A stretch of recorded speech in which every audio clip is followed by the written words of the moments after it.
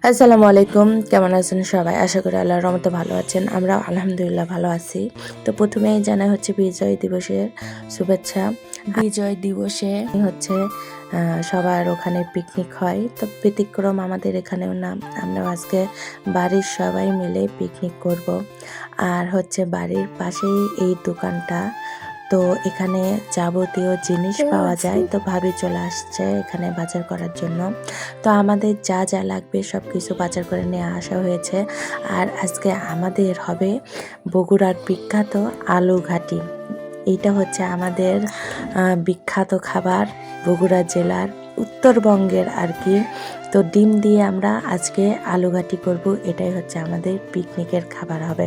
তো এখানে চাল রাখা আছে, ডিম রাখা আছে, আর তারপরে হচ্ছে এখানে টুকিটাকি সবাই মিলে কাজ করা হচ্ছে। প্রথমে মরিচ বেছে নেওয়া হচ্ছে, তারপরে হচ্ছে ভাবি ডিম সিদ্ধ দিয়েছে।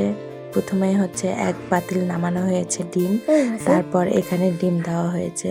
তো এগুলাই হচ্ছে ভাবি পরিষ্কার করে নিচ্ছে।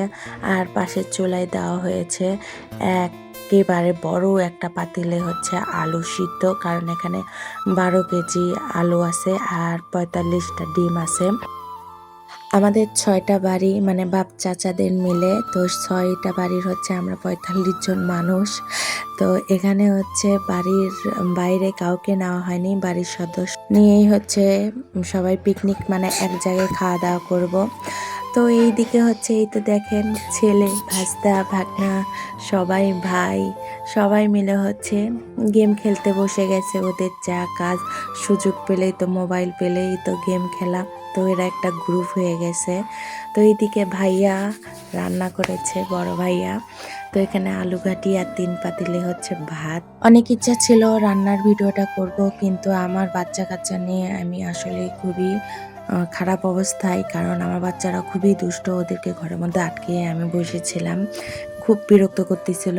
তো এইদিকে এই তো খাবার টাবার রেডি হয়ে গেছে, ডিম দিয়ে আলু ঘাটি। আর সবাই মিলে একসাথে খাওয়ার কিন্তু মজাই অন্যরকম, তাই না? হইচই যেমন হয়েছে তেমন আনন্দও হয়েছে। যাই হোক, এক জায়গায় হচ্ছে এরকম খাওয়া দাওয়া করলে মাঝে মধ্যে খুবই ভালো লাগে। তো এই তো ডিমের ছবি আমি উঠাচ্ছি, আর আমি যে ভিডিও করি টুকিটাকি একটু একটু করে, তো আমাকে সবাই হচ্ছে সাপোর্ট করে। সবাই আমাকে বলে কিভাবে ভিডিও করলা না, ভিডিও করো।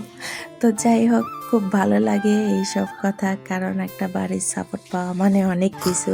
তো এই তো সবাই মিলে খাওয়া দাওয়া হচ্ছে। আগে বাচ্চারা খাবে, তারপর হচ্ছে মুরব্বিরা খাবে। তো এখানে বাচ্চাদের খাবার দেওয়া হয়েছে, আমিও 2 বাচ্চাকে খাবার নিয়ে বসেছি, ওদেরকে এই তো খাওয়াই দিচ্ছি। তো আজকের ভিডিওটা এই পর্যন্তই। সবাই ভালো থাকবেন, আল্লাহ হাফেজ।